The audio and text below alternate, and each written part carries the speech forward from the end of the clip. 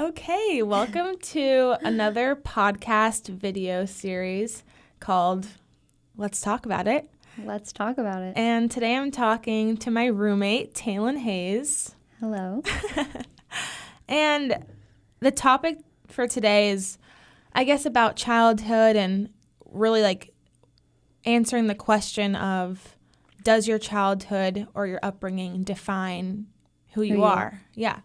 And we're really close. We've been really good friends for a long time, like sisters. And I obviously know a lot about you, but I thought that you could share just some of the things that you've gone through and how you've come on top of it all. Yeah. I'm super open about my upbringing and my trauma. Kind of a hit word there. But yeah, I'm super open. I think because I have come to the realization that it doesn't define who I am, and like through all the adversity that I've had to overcome, like I'm a good person. And I think that is what has defined me is the ability to, not succumb to hereditary issues or genetic personality traits. So yeah. So I wanted to start with asking you about what was your childhood like? Okay. If you want to talk about that. Totally. So I was born in Newton, Kansas. Woo! Woo! Yeah, Kansas. I was the only child born in wedlock of my other two siblings. So yeah, I mean, it started out great. I had the house at the end of the cul-de-sac, two parents, they were married. I have an older sister, and she's 2 years older than me. And, I mean, yeah, it was going to school, Easter egg hunts. I have hundreds of photos in this green little photo album box, and there's just stacks, it's not sorted or anything. But so, I mean, through that, I can see that I had, what would appear to have been a pretty normal childhood, up until the age of 6, when my dad got into trouble with the law, and he was sent to prison. But then on top of that, both of my parents struggle with addiction pretty heavily, to some hard drugs. Yeah, and so that's been a real challenge. But when my dad went to prison, my mom wasn't really in a place to take care of me and my older sister. And that wasn't necessarily communicated, but my grandma, my dad's mom, took me and Montana in that summer. It was during the summertime, and didn't really come around very much, my mom. So that was hard. Oh, and also I just want to say, like, through all of this, like, I don't have resentment, and I don't hold grudges. I think that's why you're able to talk about it so naturally and freely. And I think that's exactly why we're talking about this today. And like, we're not here again, like, pitying. It's not a pity party at all. It's really like, I wanted you to come on here to, I mean, for anyone that's listening, like, I don't know how many people are going to listen to this, but anyone that really has struggled with a tougher upbringing or, any of the following issues I might bring up. And like, again, it's like, it's not, people have their own situations. It's never saying like, well, your situation isn't as bad as this person. Never comparing struggles. Yeah, and so someone really could benefit from listening to what you're saying. And like, it's so funny because I've known you for so long, but like, I don't know these like in-depth stories that you're talking about. So like, I'm enjoying this as well. Yeah. You guys will get to hear a really big healing I had with my dad later in life, in my earlier college years, actually. That was really important for me. But yeah, so Mom wasn't really around. She was off doing whatever she was doing. I don't even know. But my grandma was my rock. She brought up me and my sister And that's where I was introduced to Christian Science, which then led me to going to camp every summer, which really, really pushed my character growth. Because, you know, what I've kind of come to realize in my older adult years is that my family's kind of toxic. You know, they're kind of manipulative. They kind of, you know, gaslight each other. But it's all under the principle of like family is family and we got each other's back. Definitely.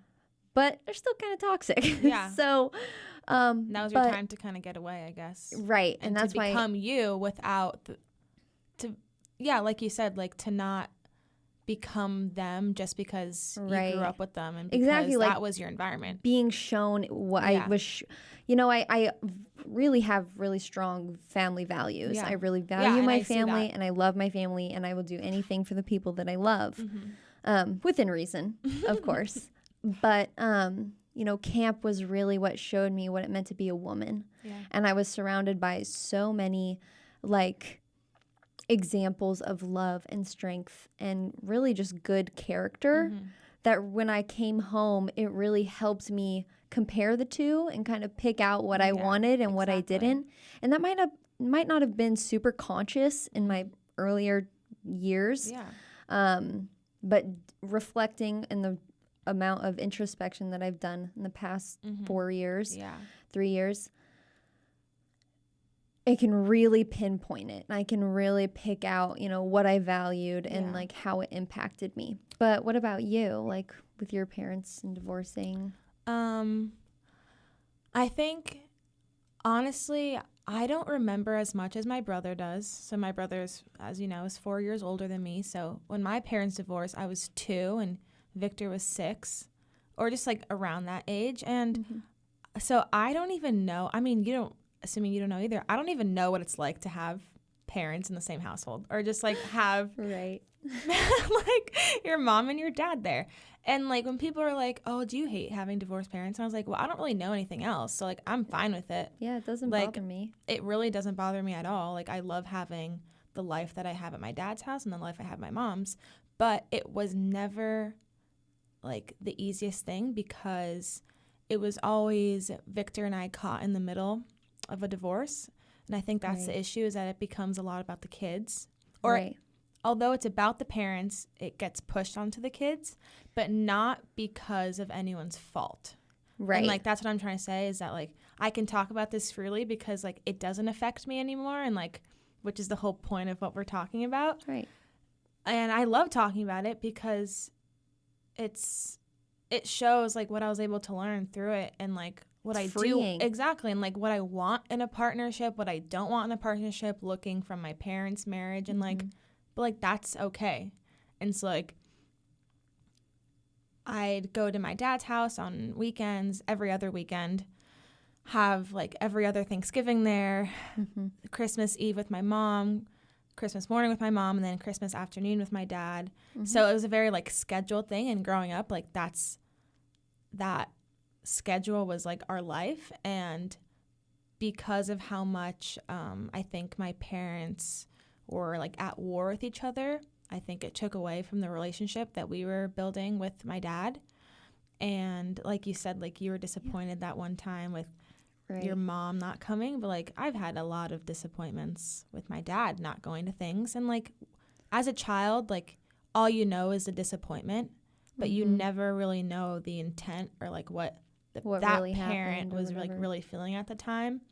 And so that was harder, but also now I'm like, as long as you're making an effort to be present and to love your children now, then ultimately that's all that matters. And that's why I hate rehashing and going back to the past and talking about like you did this and you did this. And I'm like, it doesn't matter anymore. Like because it happened, and now all we have to do is... And like, what can we change? Exactly. Like we can't change anything. You can change your reaction in the future. Yeah. And I just think that it's a lot of what you were saying of you know, and unfortunately this can be the case of kind of pitting, like children getting caught in the middle, and then you're pitting your children against each other, and then or against your parent, the other parent, and And sometimes even children just bring it upon themselves to feel Yeah. like they need to pick a side. Yeah.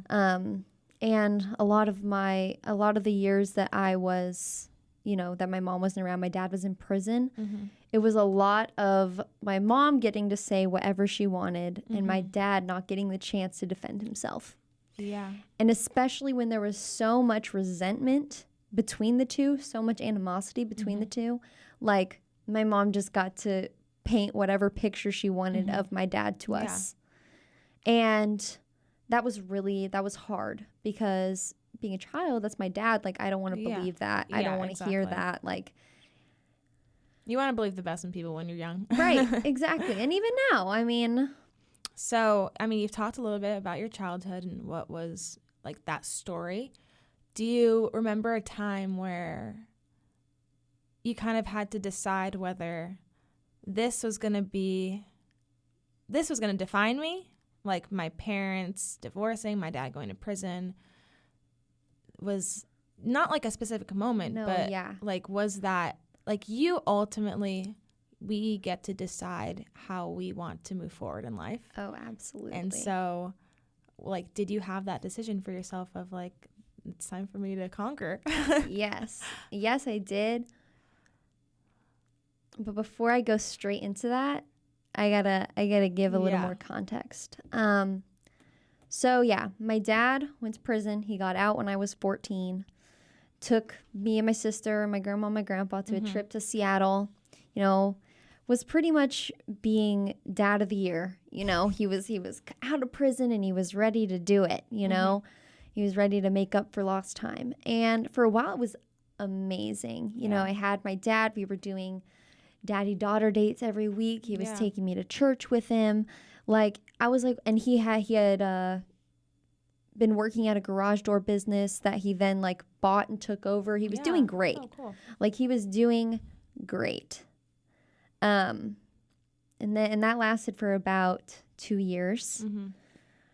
And then getting into my junior year, he stopped coming every week.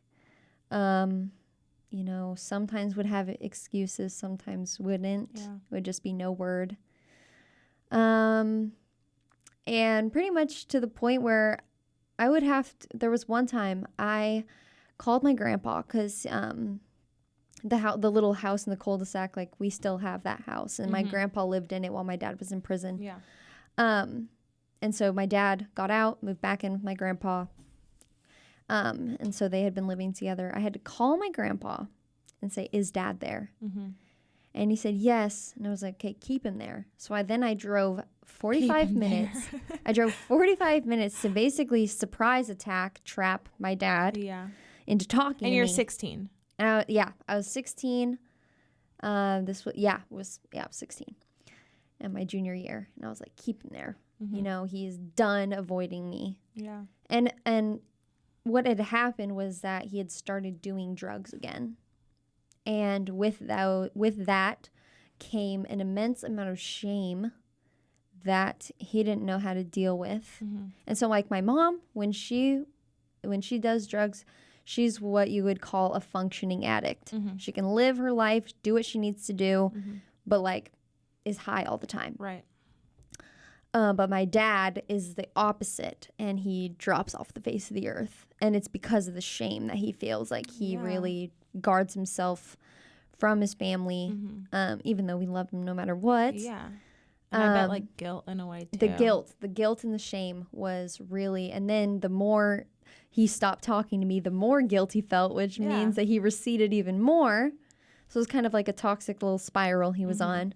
And so I trapped him.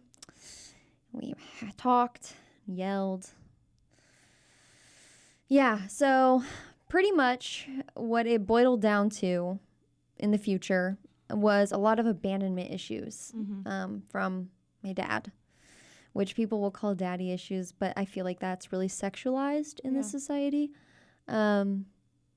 But yeah, just a lot of, it's a real thing. It is. Yeah, it really is. Make jokes about abandonment. But I wanted to please. I have like issues with men yelling, as anyone. But it's just like a lot. And so pretty much it got so bad that I stopped talking to him altogether. Mm-hmm. And I just couldn't do it anymore. I could not continue to exert myself, like, to what end, you know? Like, Yeah. I'm the child. And so, And again, you're 16 years old. Like, that's not, to society's standards, what a 16-year-old girl should be doing. Yeah. Right. And Right. And so, you know, there was one, and this is, you know, if anyone is having parental issues, you know, don't feel like you're at liberty to meet them, you know, meet them with where they're at, like, to an extent, like when it's continued to, it's draining. It was exhausting. And so this was quarantine. We had all gotten sent home. it's exhausting. That's a perfect word. It's exhausting. And so we had all gotten sent home from school. So I went home, and I had been home for like a week. My grandma comes in. My grandma is just, she has a really big heart. She always defends This is people. Your dad's mom. My dad's the mom. one that you my grew grandma. up with. Your my OG. grandma. Yeah. My OG. She comes in and was like, you need to go see your dad. Like, you've been here for a week and blah, blah, blah. And I kind of like, I didn't snap. I'm never disrespectful to my grandma. But I mean, I got upset, and I was like, why? I'm the child. He's the dad. Why should I extend myself to him when, like, now that he's good and ready to have a relationship, do I have to all of a sudden be ready too? I was ready for years, and he wasn't. So, like, why is it my job? I'm like, it's not. And she kind of just, She's like, oh, you're right. okay, and left it alone. She left it alone. And so yeah. But that wasn't. Do you think at that point you were ready though to? With the forgiveness part? Not well. Here's what happened. So that fall, the fall before quarantine, it's all over the place. Backtrack to the fall before quarantine. I'm at school, and I'm really going through it for another reason that was the premise of Viv's whole question, but I'll get to that next. I had really been struggling with my dad's relationship and just being disappointed, and, you know, getting a New Year's Eve text that says, Happy New Year's, I still love you, as if still is a conditional. Yeah. That was tough. But I just gotten to the point where I realized that I didn't need him. This is the biggest thing. As much as you love your dad and you want your dad, you don't need him. Yeah. This is me talking to myself. And what you want them to be sometimes is not what they can be sometimes. And you end up disappointing yourself. Exactly. And that's why you have to drop your expectations. Exactly. And I've had to learn that growing up. And I love my dad. But you do have to drop some expectations at times. Because else you're going to end up disappointing yourself every time. Because that's not how you would behave. Yeah. Not everyone is you. Not everyone has the same level of empathy or compassion or capacity to deliver. Exactly. Which in turn pushes my drive to deliver and like be the opposite. Yeah. But I just had to ultimately come to the realization. I was talking to myself and writing in my journal. Love writing, love journaling. Were we roommates at this time? No, I was roommates I was in Howard. Oh, okay. Yeah. So I was writing, I was like, look at how far you have come without him. Look at the things you've done. Look at the things that, you know, you've accomplished despite everything. Right. And he didn't do that for you. Yeah. You did that for you. Exactly. And I was like, I don't need him. Whew. Immediate relief. Not completely. I wasn't ready to forgive. But it was the first step in a big healing. Yeah. And so then fast forward March, I tell my grandma I don't need to. And then into May, We finish the semester and I'm ready. I sit my dad down. He's like trying. He's like, do you want to go to dinner? Falls through, you know, whatever, you know. And I sat him down and I was like, listen, I can see what you're trying to do here. I can see you're trying to make amends, and I get that. But I got to let you know, like, that you hurt me. That you hurt me so bad that it took me so long and letting go of you completely for me to even be able to think about having a relationship with you. I was like, I want you to know that I have zero expectations for you. Because I won't allow you to disappoint me anymore. Like, even though they're your parent, like, they're people. And, like, you don't have to suffocate your own feelings, suppress your feelings, sugarcoat your feelings just because, you know, feeling some familial obligation to them. Yeah, that's actually a really good point. So I was like, I have no expectations for you, so you cannot disappoint me. The only thing, like, I was like, you know, I don't know where we go from here. You know, for a while, it'll probably be 100% from you, 0% for me.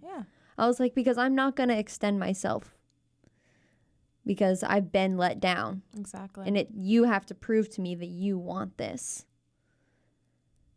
And I was like, he's like, okay, like, what can I do? I was like, first, answer my phone calls. He would deny my phone calls. One time I called him 60 times in a row. He answered on the 61st. Wow. So I was like, answer my phone calls. Because chances are I'm not going to call you if it's not important. Yeah. Especially 60 times. Yeah. Well, to be fair, that time it was out of spite. But I was like, you're not going to answer my phone call? Okay, I'll just keep trying. My phone call? But yeah. And I think that, you know, sometimes you gotta take your parents off the pedestal. They're just people. Like, who says that they know any better? At this point, I think I know better than both of my parents. Yeah. And that's okay. Yeah. They learn things from me, and, you know, even though that's abnormal, And I think it's not bad. And you've probably learned from them what you don't. Everything I don't want to be. And again, it doesn't mean you don't love them. Exactly. And they're not bad people. And I feel like that's like the biggest thing. It's like, it doesn't mean I don't love this person, but like, they show me what I don't want. Exactly. And they show I'm me grateful for that. Everything that I don't want to be. And I think that's like the biggest growth you can ever have. Because then you set your expectations for yourself and for your life. Yeah. And never will you ever settle for less. Exactly. And that's the thing. Because I've seen where settling for less gets you. Exactly. And I don't hold it against my parents, you know. They both had rough upbringings. Yeah. And like But you chose to break that pattern. I chose to break the pattern. Exactly. And, you know, I think my dad, you know, my dad is back in jail right now. Unfortunately, but that's just consequences of his actions, and he knows that, and he's on a path to growth, and my mom is too, but for a while, you know, my mom, the victim mentality, oh, it is a doozy. And it is so hard to recognize it in yourself. I mean, my mom is 40-something years old, and she still doesn't quite get it, you know? And I think the summer before my junior year of college, I had that moment. Something really traumatic happened to me. Yeah. Which, I mean, that's still something I haven't healed from, but... Yeah. But you're working on it. And I'm working on it. Something really traumatic happened to me. And, you know, as much as I was suffering, it made other people suffer too. And people I loved. Yeah. And, you know, I found myself starting to be like, but what about me? And what about this? But like, I'm the victim and I have childhood trauma and da-da-da-da. And then I was like, you know what? I'm not going to take responsibility for what happened because I was the victim in that scenario. Yeah. But I am going to take responsibility for how like I made you feel or like how I've made you feel in the past. Yeah. And like, it was a weird moment to have this like epiphany. Yeah. But it really set me on a course of reflection. Yeah. The deepest reflection. And that was like the switch for me. I was like, oh, wait, I don't have to have the victim mentality. I don't have to be subject to the effects of abandonment Exactly. or these, even though I've only been modeled toxic behavior. Yeah. I don't have to adhere to those same standards. I don't think it also does. It's not it can be an instantaneous thing, but also it takes time to work up to that. But you have to keep, I think, that mindset, and you have to keep that progression going in your thought. It's a habit. In order to get out of it, because it's easy to say, no, I can't be like that anymore. But then go back and be like, but this happened, but this, again, the buts. And I've thought about writing an article, by the way, for the journal called Living Life with No Buts, because the buts is what gets you stagnant and what doesn't help you. But that's like exactly what it took you, I feel like, was that progression and being on yourself and being like, nope, that's not me. It can't be me. I am not my parents. I am not my parents. That was like the number one phrase. I am not my parents. I am not their attributes.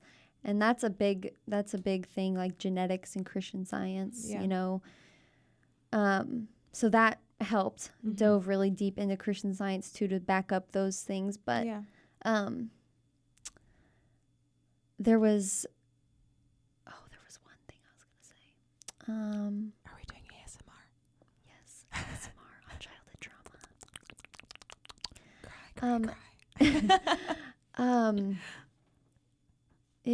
It's so comfortable to not to feel like you don't have to take responsibility for your actions. Yeah. Oh, but I'm like this because of this. Or to just be coddled for the rest of your life, being like, that's okay. You went through this. That's okay. We get it. No. Or I'm like this because of this. I'm like this because I had childhood trauma. So that somehow excuses my actions. Yeah. But in reality, you are the only person that can tell yourself what to do, how to act, who to be. And once you have that control, it's so liberating. Yeah. And it sets a new standard, and you are ultimately responsible for how you treat yourself and how you treat others and how you act. Yeah. And no amount of trauma or issues or whatever can be an excuse forever. And I think that was, a really, really big thing for me. And then, and I did make, this is not on topic at all, so it's okay. Whatever. But I did ultimately, this was kind of a big healing. I finally decided, last semester that I had received a letter from my dad, who's in jail, and I received a written letter, and I held on to that letter for a while, and I wasn't quite sure what to do with it, but I finally realized, I am not the same person that I used to be, nor is he. Yeah. And so I don't have to feel the trauma and suffering and resentment toward him that I used to. Yeah. That doesn't have to be attached to me. Exactly. And that fear too can get out of the way. Right. Because it's always am I the fear of being that person, of disappointment, of being that person again, of taking those backward steps. Right. But once you reach that point of liberty and peace, that's when it's I can never go back to the person I used to be, and I can only move forward. And being so confident in your progress and in your growth, and that's what I see. Right. So, and well, thank you for that. But they always say hate is a double-edged sword, or hate is poisoning yourself, and I don't know, something about how hating someone can only harm you. And I have never felt that to be true before that moment. Really? I was always, when I was like, man, I am feeling the anger and resentment and hatred of my old self when I'm not that person anymore. Yeah. Like, I don't have to feel that. That's like, that's bullshit, you know? Like, and so when I had that realization, and that's when the forgiveness came. Because it's the shift in your thought. There you go. And I think that another big thing for me was the realization that sadness is a habit, you know, and happiness is a habit. Yeah. It doesn't always just come. I remember you telling me that. It's an active decision to be happy or to be sad. And I really realized it when last semester, actually, I'd be like, oh, I'm so depressed. Yeah. And Viv, you were like, no, you're not. And I was like, you're right. I don't know why I just said that. Like, it's just like, you get into a state of comfort in sadness because one, it's like, well, I'm already at the lowest, can't go lower. And when you're happy, there's always the chance of going back to sad. Right. And so you just get comfortable in this habit of being sad. You know how to be sad. Yeah. Sometimes you don't know how to be happy. Yeah. And so realizing like, okay, today I'm going to be happy. I'm going to do things that make me happy, even if that's eating ice cream. And it's the little things. It's the little things that culminate and they make the habit of happiness. Yeah. And so because I always felt, why am I always like sad? Why can't I be happy? It's like, oh, well, because my whole life, I've been in this habit of being sad about everything that's been wrong. Yeah. Rather than, you know, finding the light in certain situations. I remember you saying that. I think like you're just so used to being disappointed or being sad or being let down. And so like that's what you would go back to. Like that was your default. It was so easy to just go right back there. And that's, I think, not on purpose. It could be subconsciously the victim mentality. It all goes back to the victim mentality. Well, things have gone wrong before, so why even be happy? Because bad things are just going to happen to me. And it's so, how easy is it to think like that? And that's when... Too easy. Exactly. And that's when literally the point of this conversation of the way you're able to get through your challenges now, even if it has nothing to do, I think, with your parents or your childhood or your family, is because of that experience that you lived through. It's all how you handle the adversity. And that's why a challenge ultimately, that's why I'm grateful for challenges and for hardships. Like, although it was shit, right? Like, no one wants to go through hard things. But look at me. I did it. And like that gives me the utmost sense of like confidence in myself. I'm like, look at all of the shitty cards I was dealt. Oh my God, you're gonna make me cry. And look at who I became instead. Yeah. And it would have been so easy. It would have been so easy to get in a rut, stay in Hutchinson, Kansas, and become my parents. Exactly. It would have been so easy. Yeah. I mean, look what the way you care for your sisters. For your 12-year-old sister, you want her to become the best girl she can be. I don't want her to stay in Kansas and that's what I see you doing. And so, like, not only have you broken that habit for yourself, but you're taking others with you on that journey. And I can see it with your little sister. And like, if again, Lola has to want it for herself when she's older.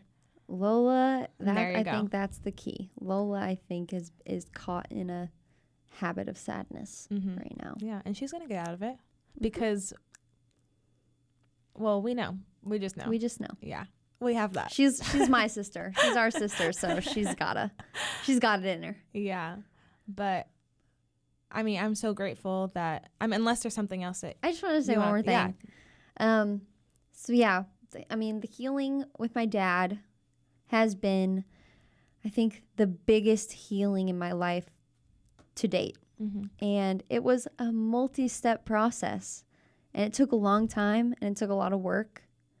But, you know, with that letter I had when I decided that this was the moment that I was going to let it go, and I wrote him back this big long letter, and I didn't talk about really our feelings or anything. I talked about being vulnerable and how powerful it is to be vulnerable. Yeah, it's not a 'Cause weakness. It's not a weakness. Oh God, no. Being able to articulate and communicate your feelings is a strength beyond I think measure. it's very attractive. It Like, is. if you find someone that is able to be that, it's like, okay, cool. It's like, oh, you know yourself. Yeah, Very and cool. It gives you also kind of like a little stepping stool for you to be that as well. Right. Because you're like, oh, they can do it, so now it's my turn. Like, let me give it back. Right. And then, anyways. Right. But Sorry. anyways, wrote about that.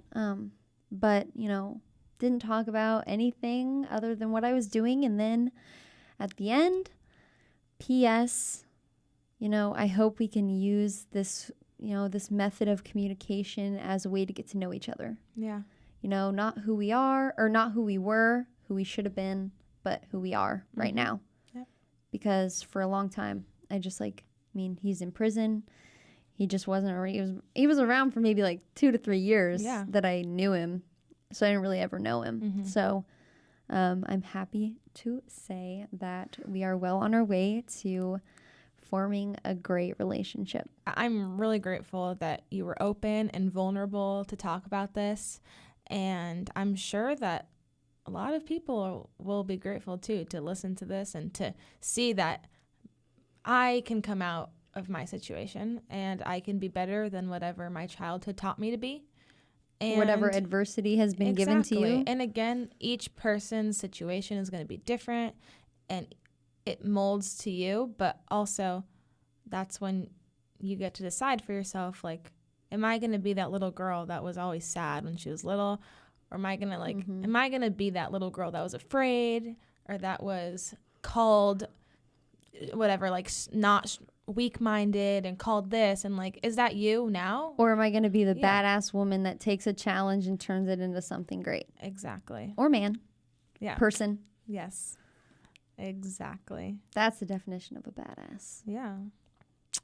You are. You literally are one. Like, you know you are. I can do it. I find myself very capable. No, you are. Of anything. And again, like, it's not even, like, I don't hear any sense of cockiness when you're talking about this. It's the most, like, beautiful confidence. It really is. Thank you. And so yeah. That's a wrap. Well, okay. Cut this one in. more thing. Cut this in before you say that's a wrap. Okay. I was just going to say, you know, the reason I agreed to come on to here and share my story, because it is personal and it is vulnerable. And while I don't have any animosity or resentment toward any of it, I just hope through anything, if there's any little, relation or connection you make, I just hope it helps somebody. Yeah. Or it comforts somebody or it inspires somebody. I can think of a few people that's going to already. Well, good. So thank you again for coming on here. Of course. It really means a lot. I know. Got to help out my roomie. Yeah. And so that's it for this edition of Let's Talk About It. We just talked a lot about it. Oh, we talked all about it. And, we'll see what comes next in this little segment. So thank you again, Tay. I love you. I love you, V. And if you liked this video, give it a thumbs up. Comment down below if you have any suggestions of what we should talk about next. If you want Taylan, if you want whoever else. Oh, I'll come back. Yeah. I got stories. Yeah, she knows. So there it is. Thanks, Tay. And we'll see you guys in the next video. Bye. Bye.